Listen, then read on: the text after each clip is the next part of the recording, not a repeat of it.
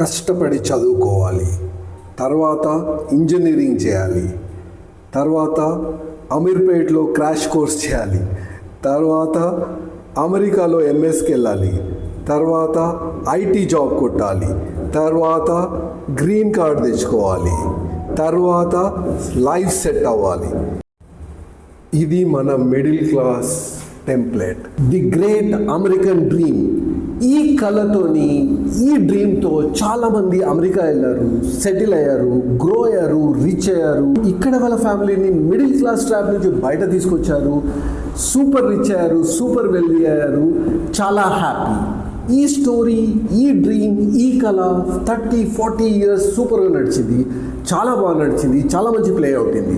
కానీ ఇప్పుడు America dream లేదు, అమెరికా డ్రీమ్ పడిపోయింది.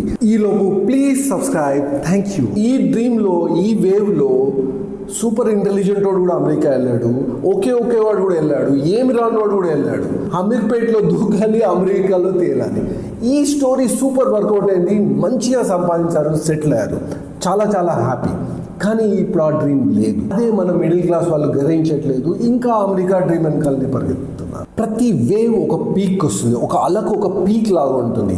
అలానే అమెరికా డ్రీమ్ కూడా పీక్ వెళ్ళింది, ఐటీ జాబ్స్ కూడా పీక్ వెళ్ళాయి, డాలర్ వాల్యూ కూడా పీక్ వెళ్ళింది. ఇప్పుడు అమెరికాలో ఐటీ జాబ్స్ ఎక్కువ లేవు, ఏఐ వచ్చేసింది, ఆటోమేషన్ వచ్చింది, మనుషులు చేసే పనంతా ఏఐ అండ్ మిషన్స్ చేస్తున్నాయి. మార్కెట్లో జాబ్స్ తగ్గాయి. ఇప్పుడు ఇంతమంది ఎంఎస్ చేసినాక వాళ్ళకి జాబ్ దొరకట్లేదు.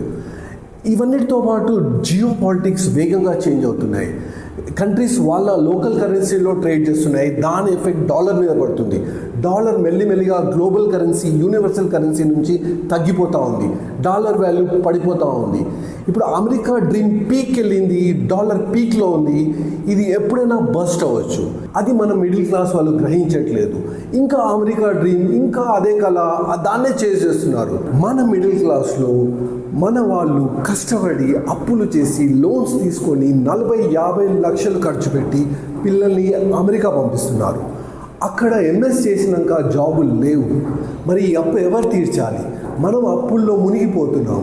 మన మిడిల్ క్లాస్ వాళ్ళకి ఒకటే చెప్పదలుచుకున్నాం, అమెరికా డ్రీమ్ అయిపోయింది. దయచేసి మీరు మీ పిల్లల్ని అమెరికా పంపకండి, మీరు అప్పుల పాలు అవ్వకండి ప్లీజ్. ఇప్పుడు స్టోరీ అంతా ఏషియాది, ఇండియాది. వరల్డ్ అంతా India side, Asia side move అవుతున్నాయి. యూఎస్లోని top IT company Apple, Amazon, Facebook, Google, Nvidia, Microsoft, ఇలా ప్రతి కంపెనీ వాళ్ళు ఇండియాలో ఇన్వెస్ట్మెంట్స్ ఎక్కువ చేస్తున్నారు, వర్క్ ఫోర్స్ని ఇండియాకి షిఫ్ట్ చేస్తున్నారు, ప్రోడక్ట్స్ ఇండియా నుంచి డెవలప్ చేస్తున్నారు. ఇప్పుడు స్టోరీ ఇండియాది, డ్రీమ్ ఇండియాది, ఏషియాది. పెద్ద కంపెనీస్ ఆల్రెడీ గ్రహించాయి అమెరికా డ్రీమ్ అయిపోయిందని, ఏషియా డ్రీమ్ స్టార్ట్ అయిందని, ఇండియా డ్రీమ్ స్టార్ట్ అయిందని. సో మనం కూడా అమెరికా డ్రీమ్ని వదిలేసి ఇండియా డ్రీమ్లో మన దగ్గర ఆ 40-50 లక్షలు మన దగ్గర పెడితే పిల్లలకి ఏదైనా చేయొచ్చు. ఇండియా మొత్తం ఆపర్చునిటీస్ ఉన్నాయి, రిస్క్ తీసుకోవాలి, పిల్లలకి స్కిల్ నేర్పించండి, ఏదైనా బిజినెస్ చేయించండి, చాలా ఆపర్చునిటీస్ ఉన్నాయి ఇండియాలో. మీరు ఆ 40-50 లక్షలతో ఇక్కడ ఏదైనా స్టార్ట్ చేయించండి. యూఎస్ డ్రీమ్ అయిపోయింది, ఇండియా డ్రీమ్ స్టార్ట్ అయింది.